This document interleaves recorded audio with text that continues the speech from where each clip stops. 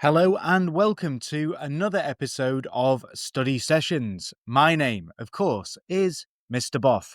And in today's episode, we're going to continue the theme of A Christmas Carol, because that ties in with our exam preparation booklet. But this week, we're delving into a really, really important concept in the book. It is the concept of social responsibility. So throughout this episode, we'll journey stave by stave through the novella. And we're going to be analysing how Dickens weaves the question of social responsibility and our social conscience into the narrative.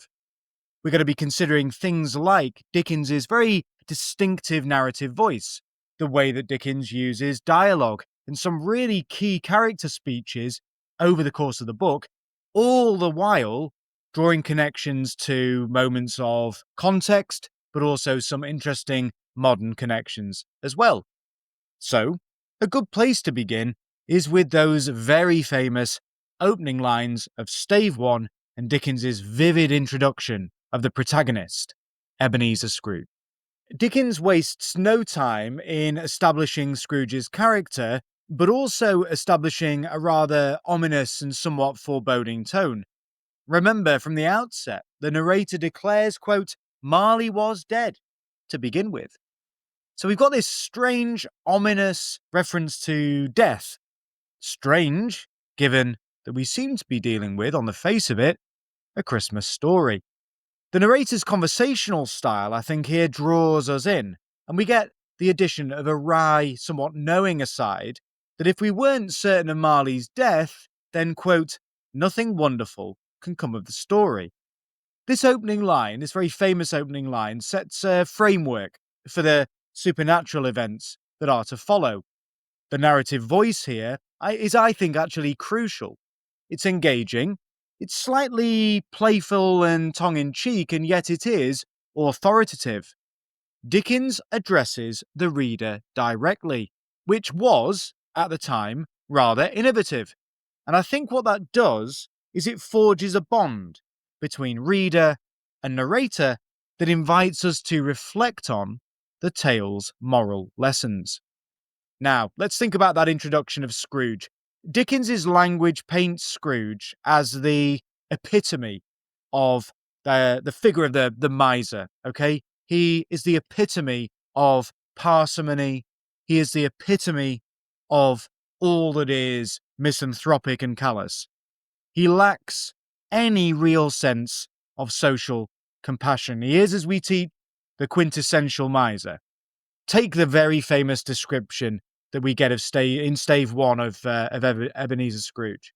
Quote, oh, but he was a tight-fisted hand at the grindstone, Scrooge, a squeezing, wrenching, grasping, scraping, clutching, covetous old sinner. Look at that list of present participles.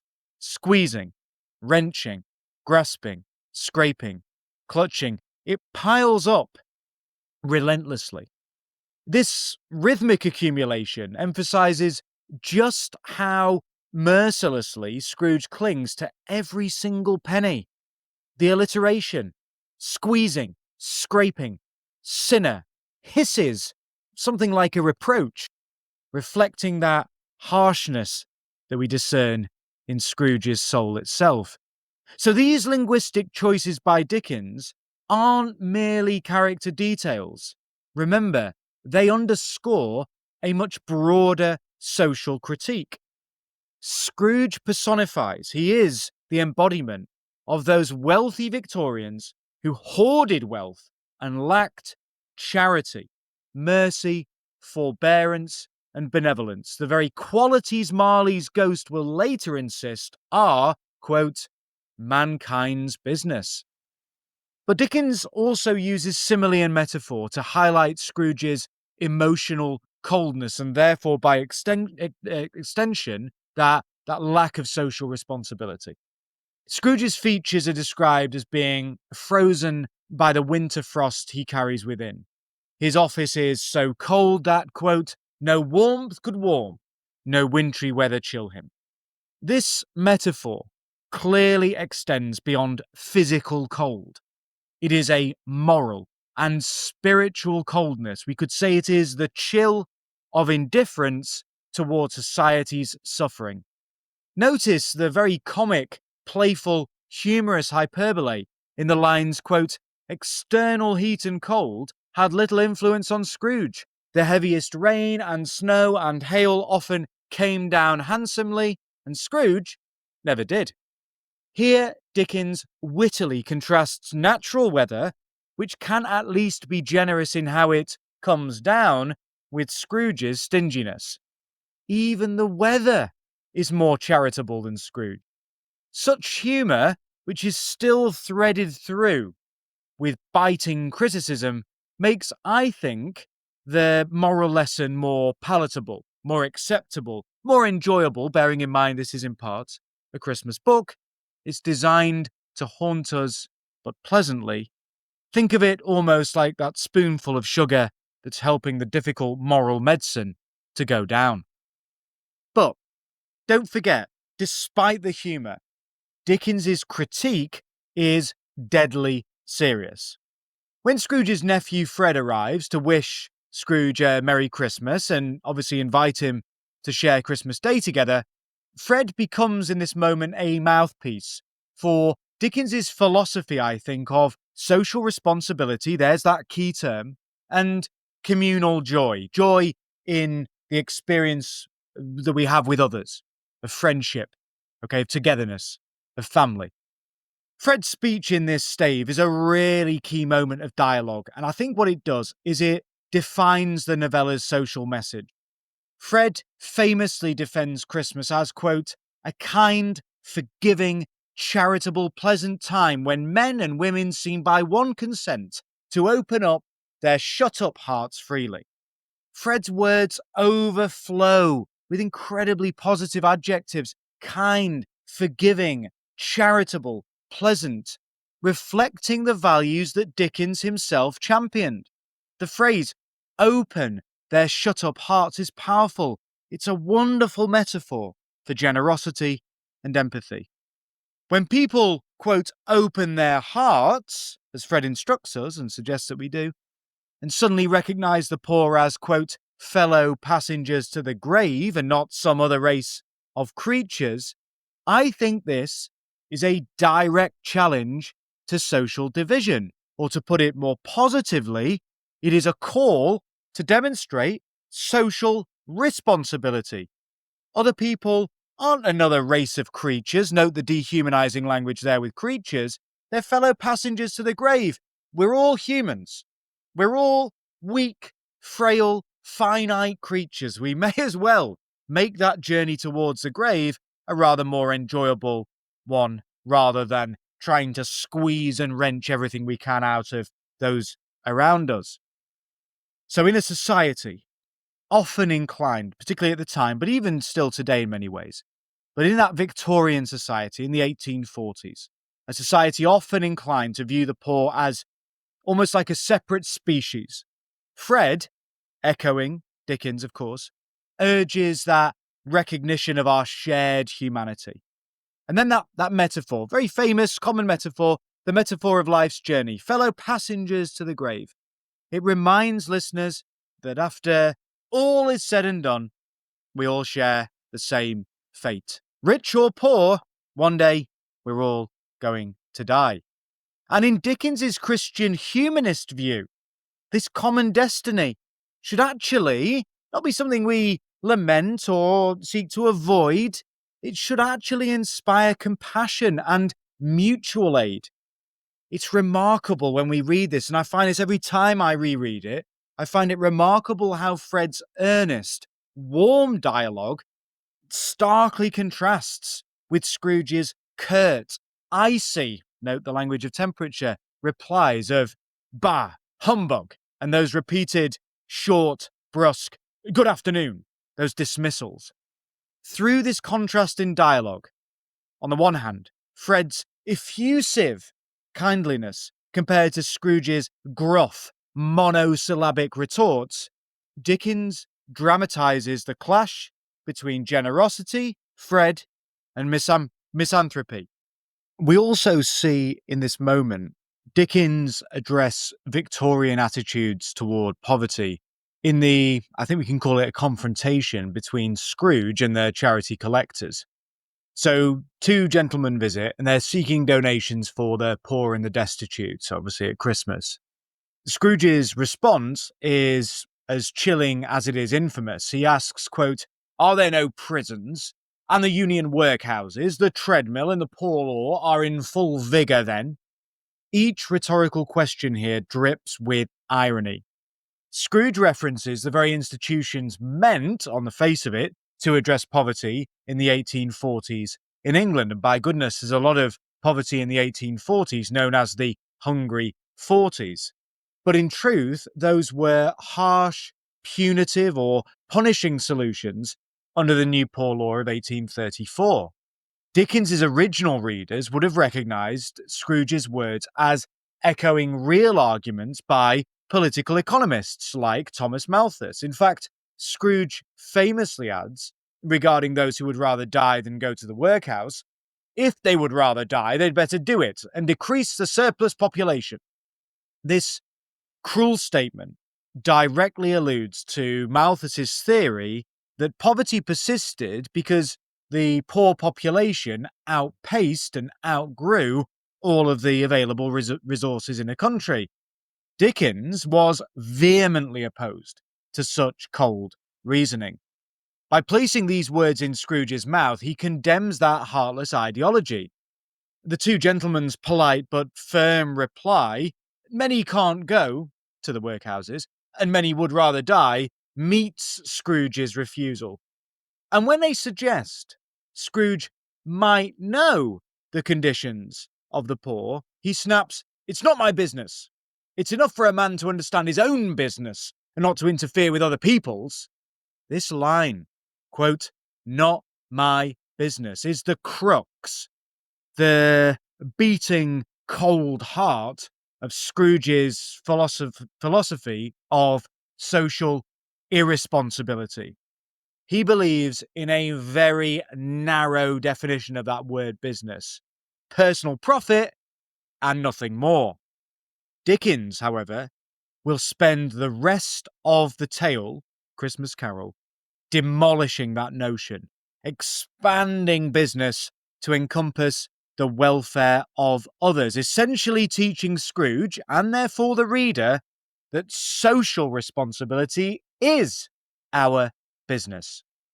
Before Stave 1 ends, Dickens heightens the moral stakes, if you will. Scrooge is visited by Marley's ghost, the restless spirit of his long-dead business partner. Marley's ghost appears wrapped in chains, and these are chains that have attached to them ledgers, cash boxes, heavy purses, symbols of a life weighed down by greed and avarice. Dickens's imagery here is absolutely unmistakable. Marley forged his chain in life by his lack of benevolence, and now in death, he literally carries the burden of his selfishness. The ghost's dialogue in this moment is one of the novella's, I think, most direct pronouncements on social duty and social responsibility. In an impassioned lament, Marley's ghost cries out, quote, "Mankind was my business, the common welfare was my business, charity, mercy, forbearance, and benevolence were all my business." This revelation, and it's definitely a revelation for Scrooge, flips Scrooge's earlier retort to the charity representatives on its head. Marley uses the word business to mean moral responsibility. That repetition, business, business, business, drives home that accumulating wealth wasn't the true purpose of life. Helping others was the true purpose of life. The ghost further asks, in now anguished rhetoric, quote, "Why did I walk through crowds of fellow beings," fellow passengers to the grave, reminds us of that, "with my eyes turned down? Were there no poor homes to which its light would have conducted me?" Through Marley, Dickens implores his audience of readers to not walk through life, that journey through life, with eyes downcast, ignoring suffering. Think about the diction, the word choices. Fellow beings, common welfare. This universalizes the message. Every person has a duty towards the rest of humanity. Marley's torment is a dire warning to Scrooge about the fate that awaits a life of isolation, solitary as an oyster, and selfishness. Stylistically, Marley's speech is remarkably florid and very, very urgent, full of exclamation points and rhetorical questions, and it reflects the torment of a soul that learned its lesson too late. The ghostly setting, midnight, clanking chains, a chilling wail, all add to the sense of seriousness and gravity. For a modern reader, and indeed I think Victorian readers too, this supernatural visitation goes beyond or transcends mere spookiness. It feels like a moral reckoning. So just to come back to the question of the Hungry 40s, Dickens is writing this in 1843, and this is, as I've said, in the Hungry 40s. This is a time of economic depression and particularly harsh winters. And I think Dickens here is leveraging Marley's ghost to voice his own social concerns. Historically, it's interesting to note that Dickens initially planned to write a political pamphlet, like a little political booklet. It was going to be called An Appeal to the People of England on behalf of the poor man's child. Instead, Dickens realised that telling a story like the one we're reading and that you are studying now, A Christmas Carol, could wield, he wrote at the time, 20,000 times the force of the political pamphlet he thought about writing. By the end of stave 1, the stage is set. Scrooge is going to be visited by three spirits, and he's going to be learning what Marley now knows. And this is going to have that sledgehammer blow, okay, the 20,000 times the force that the political pamphlet would ever have. This is a story which is going to really, really kind of have an emotional punch when we read it. So by the end of stave 1, we as readers are now primed, I think, to follow Scrooge's metamorphosis, his transformation. And at the same time, I think, and I think this is implicit and at times explicit, we are going to have to examine our own attitudes as readers towards social responsibility. As stave 2 opens, the Ghost of Christmas Past arrives to guide Scrooge through scenes of his earlier life. The spirit, it's interesting, let's just think about the way the Ghost of Christmas Past is described. We've got this gentle, otherworldly imagery, like a child and an old man at once, and conveying this bright jet of light, almost like a candle. Dickens's descriptions here are both intricate, highly detailed, but also highly symbolic. The ghost's fluctuating, shifting form and, I think, bright light suggests the elusive clarity of memory. Scrooge's encounters with his past serve to soften his heart. They illuminate his past, and thereby they make him more receptive to lessons of social responsibility by rekindling emotions and feelings and memories he had long suppressed or perhaps kept in the dark. Now, he revisits his youth first, so he sees himself as this, it's quite tragic really, this lonely schoolboy, quote, a solitary child neglected by his friends. The narration shifts subtly here. Dickens's sympathy for the young Scrooge, I think, invites our own sympathy. It's a really poignant moment that begins to explain, although critically does not excuse, Scrooge's coldness. Good.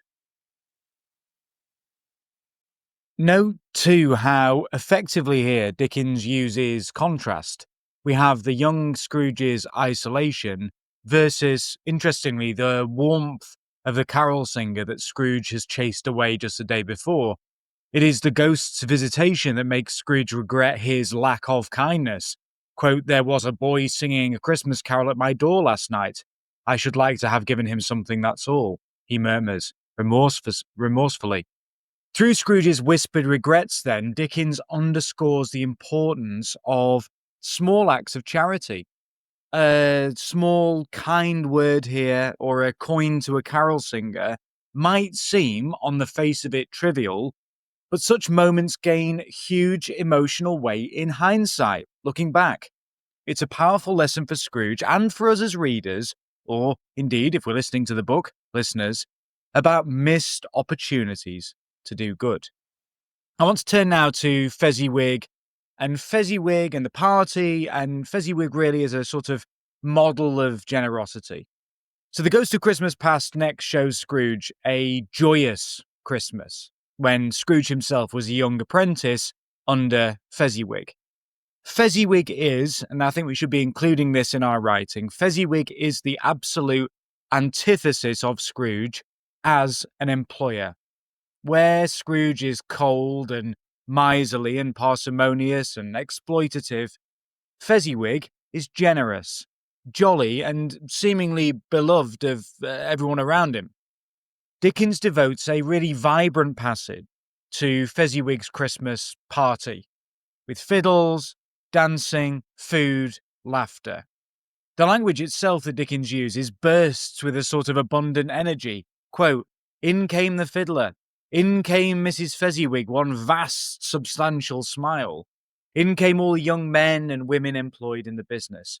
In they all came, anyhow and everyhow!" Exclamation mark.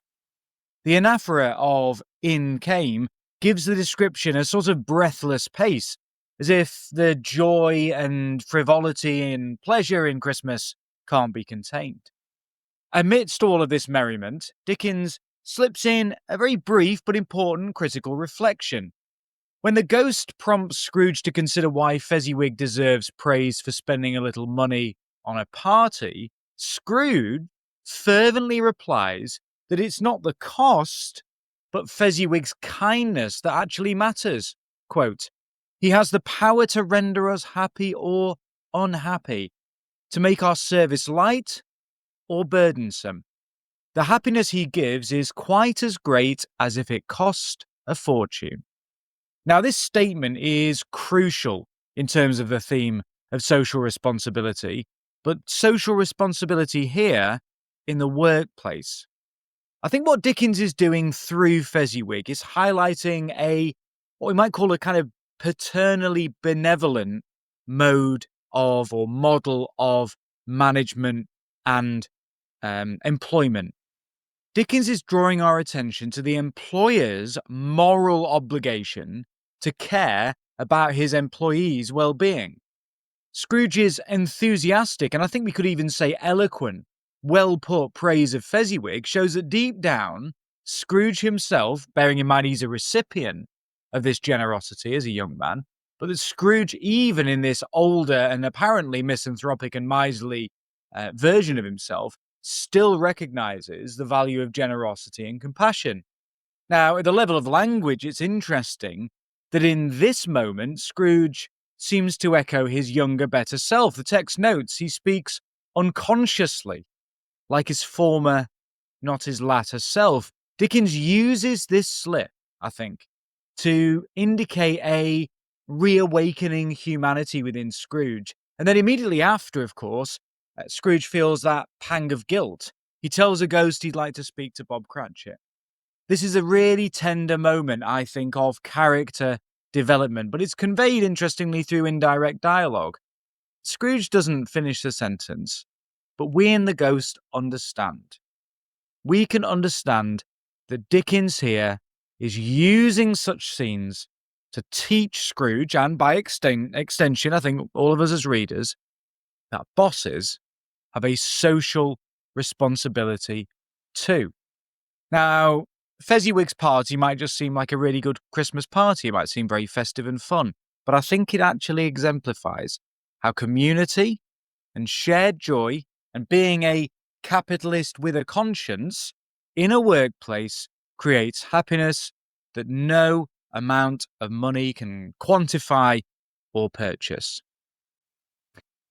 The final lesson from The Ghost of Christmas Past is Scrooge's personal loss. We witness Scrooge's fiancée, Belle, ending their engagement because Scrooge has become consumed by greed.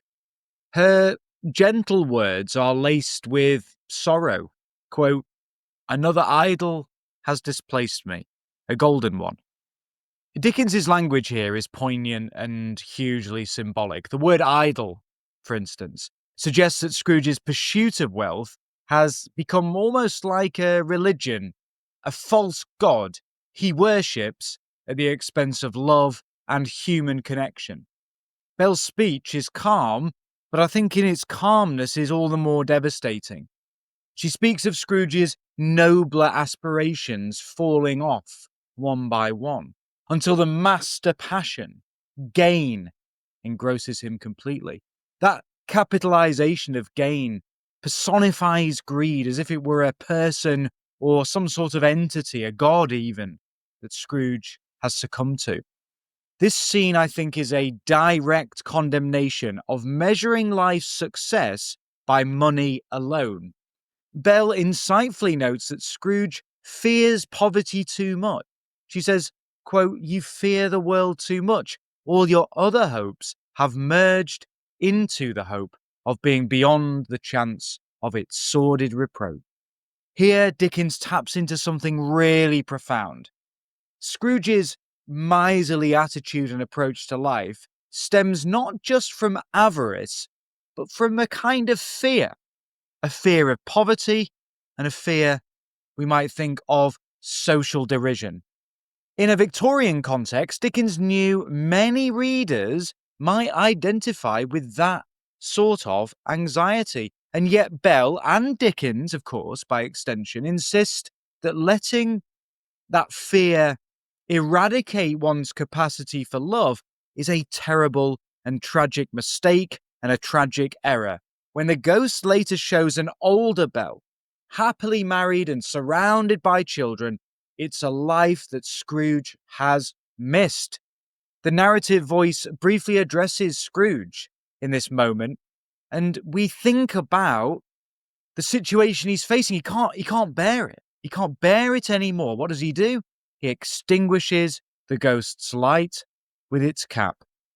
The extinguishing of the ghost's light symbolizes Scrooge's resistance to the painful truth. In Dickens's imagery in this book, the light from the ghost's head is the illumination of memory, but also of knowledge and a kind of self-insight. Scrooge literally tries to put a cap on it. This moment underlines how facing up to and confronting the past, acknowledging personal failings and emotional losses is a very necessary step toward taking responsibility, social responsibility, in the present. So we're on to stave 3, the second of the three spirits, and the fact that Scrooge is going to have to face the present. So as a bell strikes again, Scrooge meets the ghost of Christmas present, a jolly giant clothed in green, bearing a cornucopia of food and drink. This spirit personifies the generosity and the abundance of Christmas. Dickens describes him holding a glowing torch in shape not unlike Plenty's horn, which he uses, of course, to spread good cheer. That torch, sprinkling warmth and the spirit's vibrant presence, serves a dual purpose. It contrasts, of course, sharply with Scrooge's cold nature, but also demonstrates that ideal of sharing one's plenty with those in need. The Ghost of Christmas Present takes Scrooge on a panoramic journey with a series of scenes or vignettes of Christmas joy in even the humblest situations. We get miners celebrating in their cottages, sailors singing on ships, families making the most of what they have. Dickens's narrator in this moment revels in describing the bounty of the Christmas market with a kind of excessive and luscious detail. Quote, "There were great, round, pot-bellied baskets of chestnuts. There were ruddy, brown-faced, broad-girthed Spanish onions, shining in the fatness of their growth. This rich, sensory imagery here practically overflows off the page. Baskets are compared to, quote, waistcoats of jolly old gentlemen, onions winking slyly from shelves. This is almost comedic. It's a kind of comedic abundance of description. But, as is always the case with Dickens, it's purposeful. Dickens is showing that nature, and indeed London's markets, provide more than enough for everyone, directly undermining and indeed contradicting the Malthusian idea expressed by Scrooge in Stave 1 that somehow there isn't enough food or resources to go around. In fact, as we might be thinking, the problem is not supply, but distribution and ignorance. Now, social responsibility. We should also be thinking, of course, about those two horrible, almost feral depictions of the social problems facing Victorian society, ignorance and want. Let's talk about those. The Ghost of Christmas Present eventually reveals these two destitute, childlike figures that are clinging to its robe. These are allegorical children named Ignorance and Want. I think this is one of the most striking didactic moments in the book. Dickens here moves from depicting festive abundance to confronting Scrooge, and also, don't forget, us readers, with raw, abject, human wretchedness. They were a boy and girl. This is a quote. Yellow, meagre, ragged, scowling, wolfish. That accumulation of adjectives, wretched, frightful, hideous, leaves no doubt about the horrific condition of these children who stand in for society's abandoned poor. Dickens refuses to shy away from really graphic detail. Where angels might have sat enthroned, devils lurked, implying that through neglect, society turns innocence into a kind of monstrosity. The personification of societal problems as children is a really, really powerful literary device in itself. It forces on us, in a way, an emotional reaction.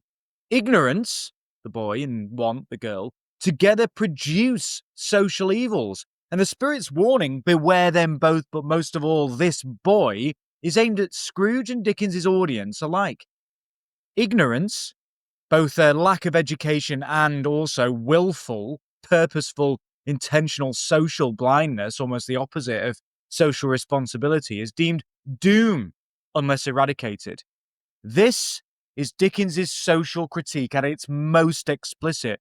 Remember, Dickens was moved to write the book by a real parliamentary report on child labour in 1843 and by visits to Field Lane Ragged School. It is his experiences as an author, in part, that compelled him to address in this book child poverty and ignorance. It's through this grim tableau Dickens insists that a society which fails to educate and care for its poorest children in particular, but people perhaps more generally, is courting disaster. Now, Scrooge in this moment is really shaken, and he asks if these children have no refuge or resource. And I think this is really, really powerful, this moment. If we're talking about social responsibility, the Spirit, in a biting, ironic twist, flings Scrooge's own words back at him. Quote, "Are there no prisons? Are there no workhouses?"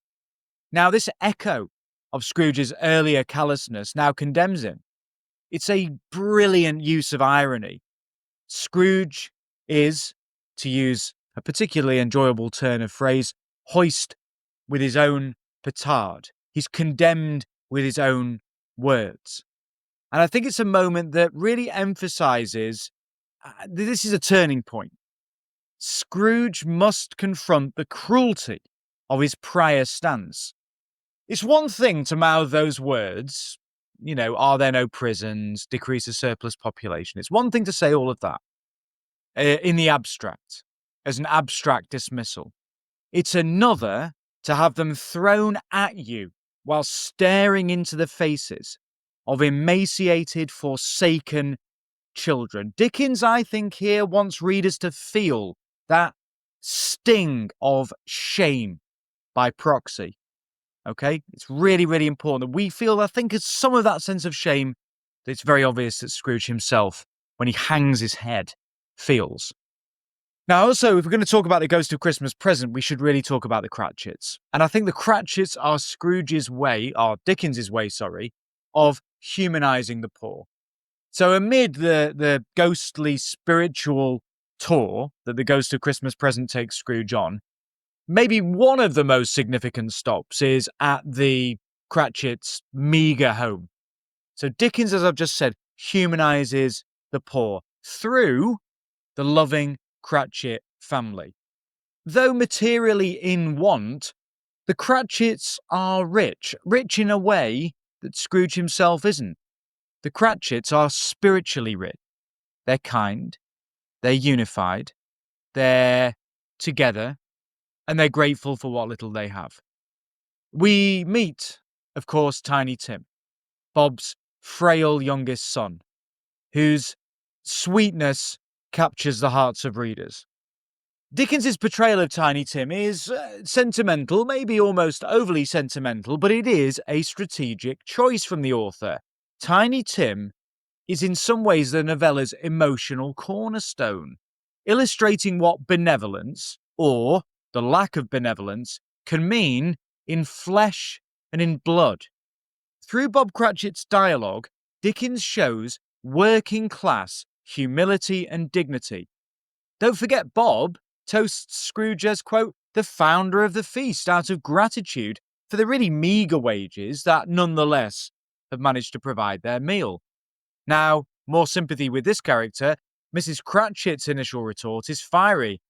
I wish I had him here, she says. I'd give him a piece of my mind to feast upon.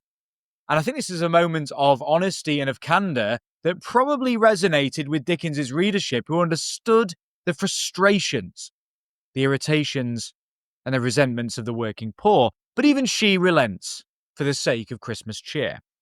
After the toast, we get a telling narrative comment. Quotes, the mention of his name cast a dark shadow on the party, which was not dispelled for full 5 minutes.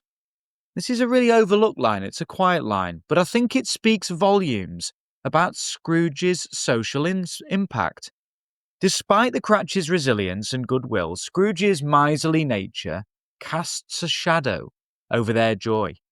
Dickens, thereby, quantifies in human terms the cost of an employer's lack of social responsibility.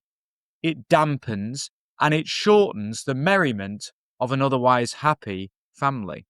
Still, once that shadow passes, the Cratchits double their cheer, a narrative choice that paints the poor not only as virtuous, but also determined to be optimistic. Now, Dickens, who had experienced poverty himself in childhood, was intent on showcasing the poor as industrious, loving, and undeserving of their suffering. By inviting readers into the Cratchit home, he counters that notion. Remember, I can't afford to make idle people merry. He counters that very prevalent Victorian notion, and sadly a notion still kind of remarkably popular today, that the poor are somehow lazy or morally corrupt. Instead, what we see is a family working hard to make the best of a little, an implicit appeal to readers. Surely such people merit our help and our compassion. Now, we've also got to discuss a really small but significant detail of how Scrooge is reacting. So when he sees the Cratchits, Scrooge feels deep concern, as indeed we do, I think, as readers, for Tiny Tim's fate. Tell me if Tiny Tim will live, he asks the ghost. And he's showing now a newfound, or perhaps refound, emotional investment in someone else's welfare. Okay, it is now suddenly his business. When the ghost answers with Scrooge's own pitiless words about surplus population, if he be like to die, he'd better do it. Scrooge is overcome with penitence and grief. This moment, again, for us as critics, as analysts of this text, it's really critical. Scrooge not only shows compassion, but is confronted with the cruelty of his previous mindset. His hanging head, his regret, embody well, maybe not the beginning, but a really important moment in genuine moral transformation. Linguistically, Dickens marks this shift with exclamations from Scrooge. "No, kind spirits, say you will be spared." And this is a very far cry from the terse, curt, at times almost monosyllabic dismissals that we heard back in Stave 1. The change in Scrooge's speech from curmudgeonly sarcasm and dismissive, monosyllabic speech to this sort of pleading, begging, or supplication signals Scrooge's developing moral reawakening, an awareness, of course, of the need for social responsibility. By the close of Stave 3, Dickens has presented a comprehensive portrait of Christmas as he understands it. Communal celebration, generosity in the face of scarcity, and also seeing the human face of poverty. The ghost of Christmas present, before disappearing, leaves Scrooge and us with that searing personification of ignorance and want. Dickens underscores that societal neglect of the poor and the uneducated will breed consequences that affect everyone. This is very much and should be understood as a call to and for social responsibility. It's not enough to privately celebrate Christmas or care for even just your immediate family. One must be aware of and active against broader social ills. So, Stave 4, Last of the Spirits, confronting the future. If the previous spirits softened Scrooge, the ghost of Christmas yet to come delivers the final and I think decisive blow. This spirit is silent, shrouded, ominous, often likened to the figure of death or the Grim Reaper. And through a series of really harrowing vignettes, Dickens forces Scrooge to see the logical endpoint of a life devoid of social and personal responsibility, a lonely death, unlamented, and even mocked. The atmosphere in this Stave 4, is dark, it's eerie, it's gothic, and it's a culmination of the moral darkness that hovers over, up to this point, an unrepentant life. Right, start with the unmourned death. The ghost first shows Scrooge scenes of businessmen in the city casually discussing a colleague's death. Their dialogue is almost brutally indifferent, even sort of humorous in a kind of dark and callous way. They joke about only going to the funeral if lunch is provided. Quote, "It's likely to be a very cheap funeral. I don't mind going if a lunch is provided," says one. This laconic, ironic tone and the kind of triviality of their remarks are Dickens's way of illustrating how meaningless a miser's life and death can become to others. These are likely Scrooge's usual acquaintances, yet they speak of him, for it is his death, though Scrooge doesn't yet realise it, with no more emotion than if they were discussing whether it's, raining or sunny outside. The narrator doesn't, at this point, explicitly identify the dead man as Scrooge. Dickens builds suspense and has Scrooge witness everything as a sort of outsider, but the detachment of these wealthy men is painfully clear. This is a societal critique too. Dickens is suggesting that such indifference is common among those who privilege money over mankind. In contrast to the Cratchit's sincere toast to Scrooge's health in Stave 3, and this is despite Scrooge being really the reason why they're having such a meagre meal, here, the rich men's fraternity shows no charity of memory towards one of their own class who had no friends.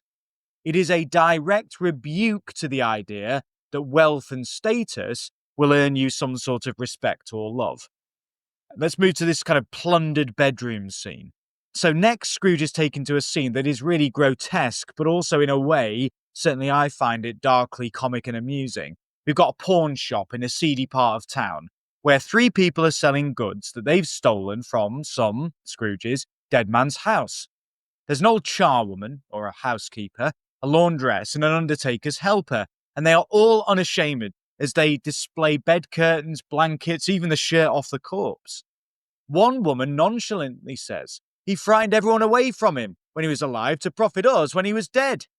This single line encapsulates the moral that in life, Scrooge's lack of generosity only inspired fear and loathing, and in death, that vacuum of affection means people feel entitled to pick apart his estate. Think about the disrespect that's shown. One thief chuckles about the dead man not having someone to look after him in his final hours. It's a stark mirror for Scrooge.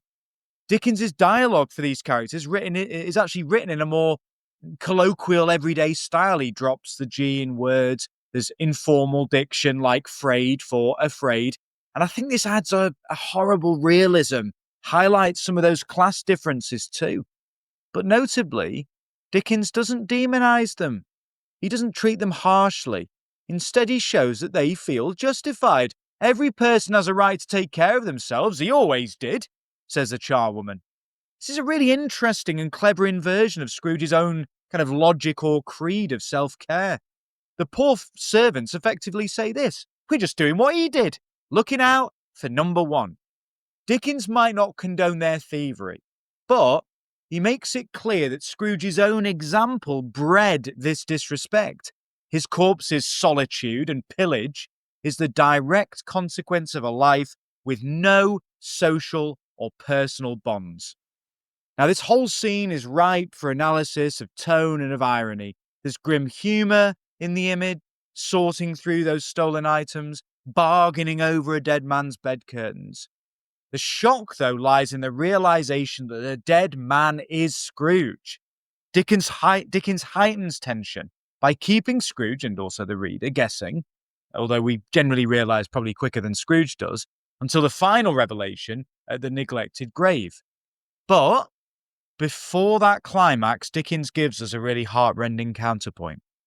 Okay, we're going to talk about the Cratchit's future, and to put it bluntly, the consequences of a lack of social responsibility and inaction.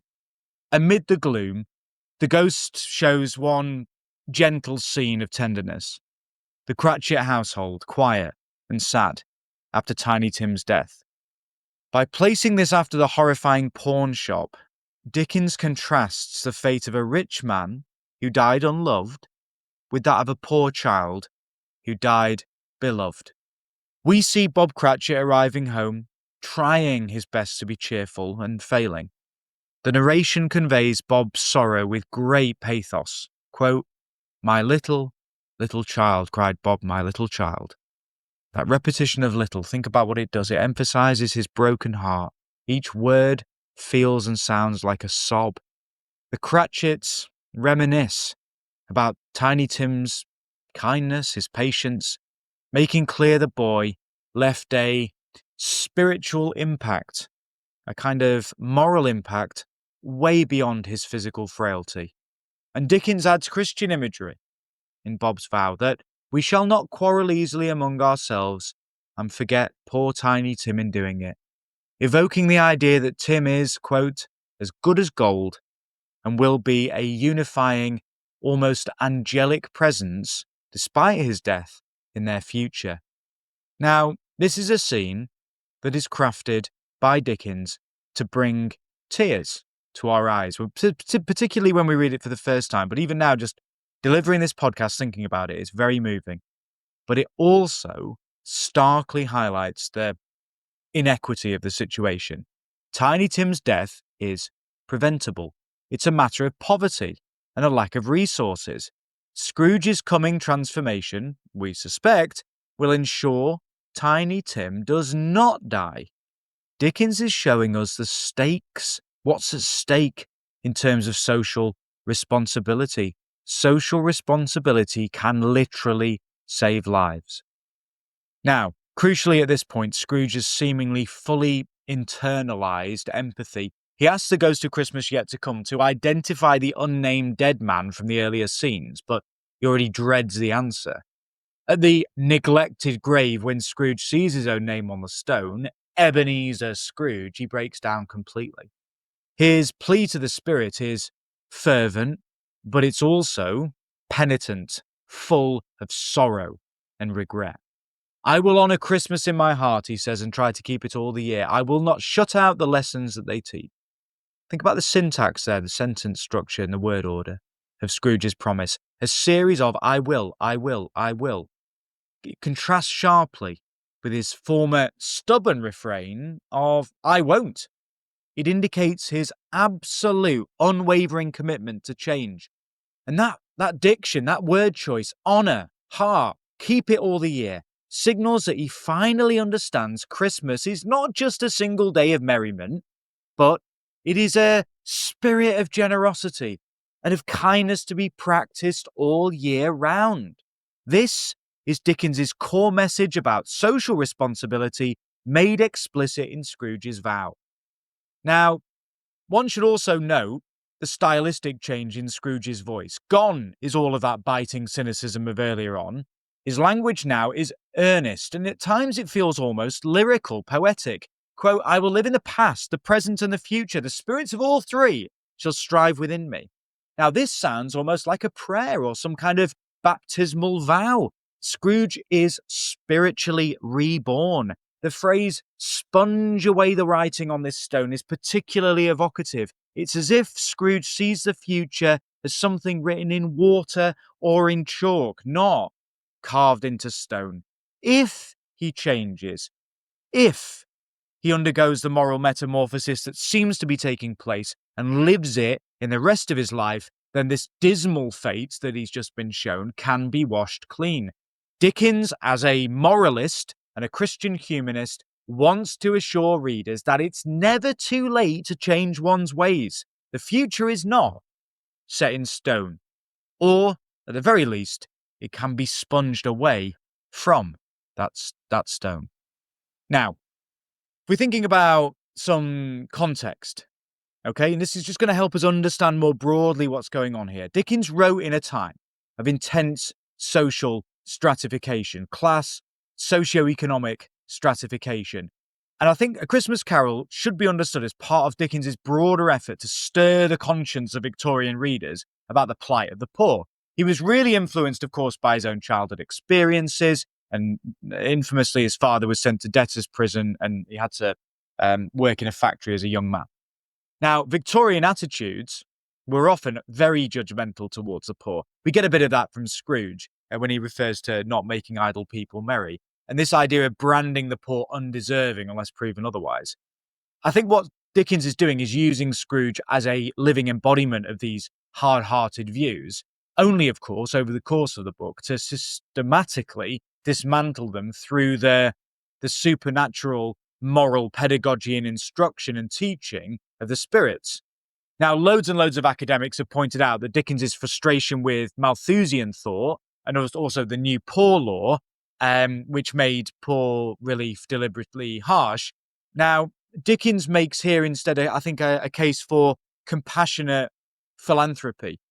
When Scrooge undergoes transformation, he's not like he's lobbying Parliament or creating new institutions. What he is doing is, on a personal level, in his own life, being benevolent.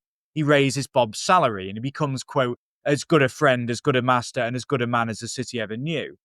Now, in a modern light, I think it's interesting to think about A Christmas Carol in terms of whether or not it really is a critique of capitalism. Is it that radical, or is it actually a little bit conservative? Now, Dickens in the book doesn't really directly call for systemic change. Dickens wasn't a socialist. He believed in slow, humane improvements. But there is a radicalism to this story. It is actually still quite a subversive story, although that maybe says something about our society these days. The story was radical because it shifts perspectives. It at least asks the rich to see the poor as human beings and see them with empathy and as part of the same human community. And it's a humanitarian approach that I think when I read this book and I teach this novel or novella, it still resonates today. We should stress the idea then, as the book does, that celebrating Christmas or any time of giving should involve helping those less fortunate. Okay, and people do that, don't they? They volunteer at shelters, they donate to charities. And this is all in the spirit of Scrooge's newfound generosity. So, stave 5, the end of it, Scrooge's transformation. The final stave, in the final stave, Dickens rewards readers with the giddy joy of Scrooge's redemption. Now, the tone here is exuberant, it's festive, and it's a dramatic shift from the somber mood of stave 4, even frightening mood of stave 4. Scrooge's first actions upon awakening on Christmas morning are almost childlike in their excitement. He laughs uncontrollably, he cries out, welcoming a new life, and immediately plans acts of kindness. The narrative voice celebrates this change with really warm humour. It describes Scrooge fluttering and glowing with his good intentions, and notes that he had been so fluttered and so glowing with his good intentions that his broken voice would scarcely answer to his call. That repetition, fluttered, glowing, it makes me think of a butterfly emerging from a chrysalis and that language of light. We've got this really lovely metaphor, beautiful metaphor for transformation. Indeed, I think here Scrooge is essentially reborn, and Dickens's prose suggests, as I've said, lightness, brightness, and freedom. One of the most famous scenes is Scrooge, of course, calling to a boy on the street to go and buy a prize turkey that he then anonymously sends to the Cratchits. The dialogue sparkles with a newfound mirth and sense of kind of laughter and humour. "What's today?" Scrooge asks. When the boy replies, "Today, why Christmas Day?" Scrooge is delighted that the spirits did it all in one night. He jokes, "I am as light as a feather. I am as happy as an angel. I am as merry as a schoolboy." These similes, light as a feather, happy as an angel, merry as a schoolboy, show Scrooge grasping for the most innocent, positive comparisons he can find, reflecting his unburdened conscience and pure childlike joy. They also, of course, really importantly, connote weightlessness and purity. Feather, angel, child. It's a really stark contrast to Marley's ponderous chain or Scrooge's earlier comparison to hard metal and flint. Dickens completes that almost moral and linguistic arc. The once cold, sharp man now speaks in gentle and buoyant tones. Scrooge's generosity flows absolutely unabated. Beyond the turkey, he meets one of the charity collectors he'd spurned earlier on in stave 1 and whispers to him a donation so large that the man is shocked. "My dear Mr. Scrooge, are you serious?" And Scrooge assures him not a farthing less, including many back payments. And that term there, back payments, is delightful.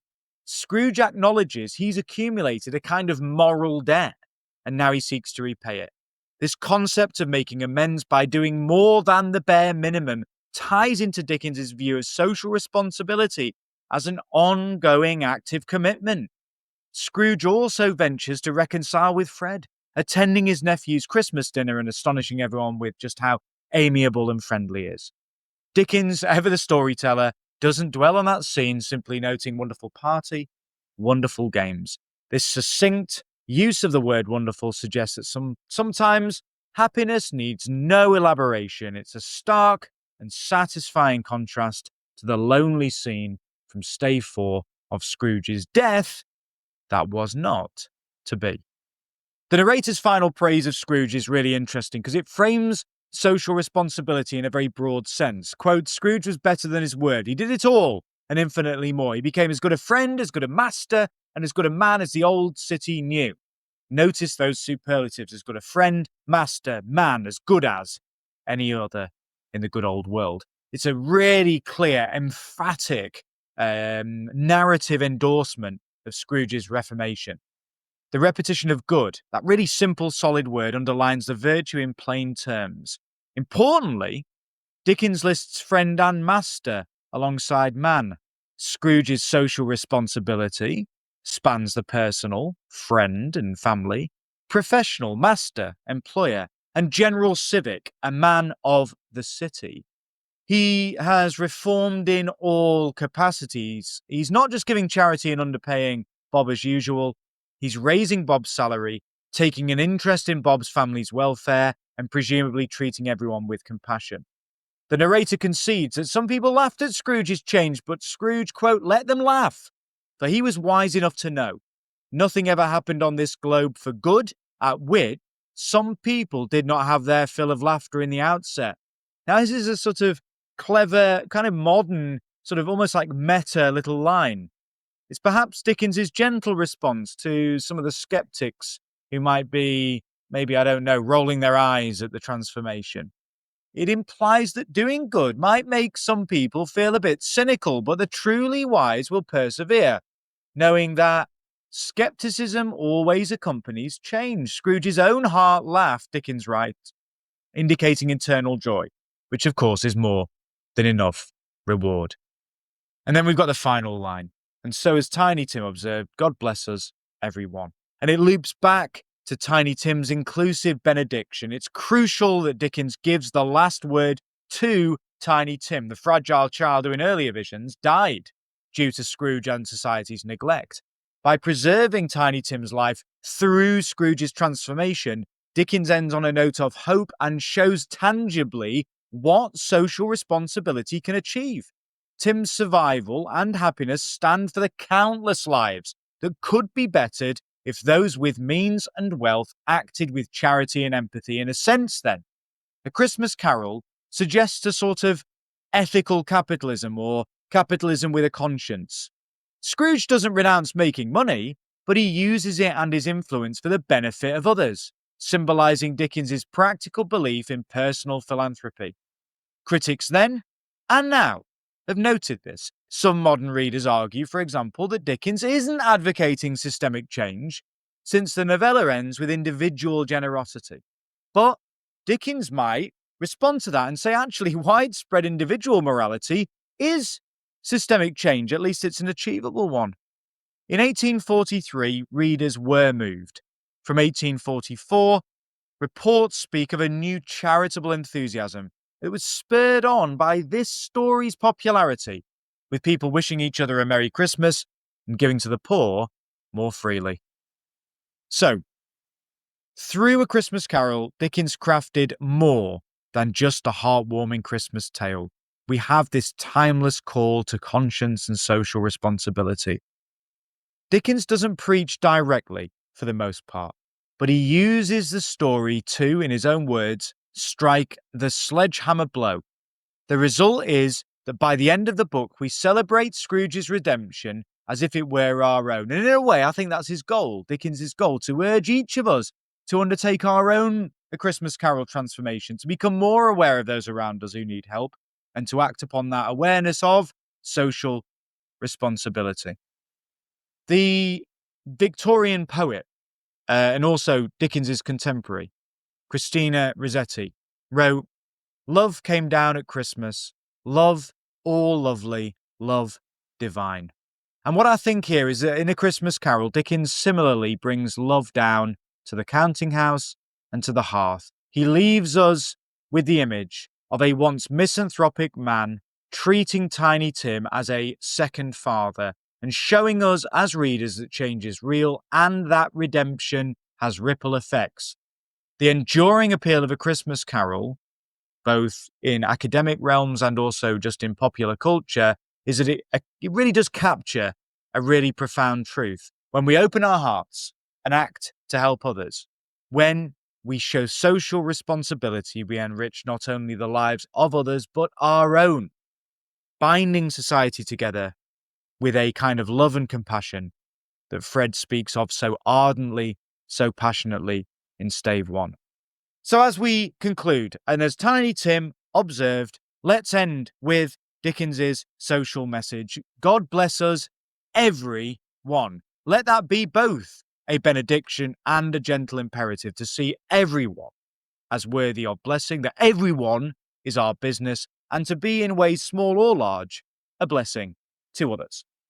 So thank you so much for listening. A long episode this week, but this is really the core of the book. So I wanted to spend some time really delving into it, giving you lots to think about. So as always, keep listening, keep revising. We've got our mock exam next week. So hopefully you're using this as part of your broader revision for that. So keep thinking, keep reflecting, and make sure that you are as well prepared as you possibly can be, both for your mock and, of course, for the real GCSE exams.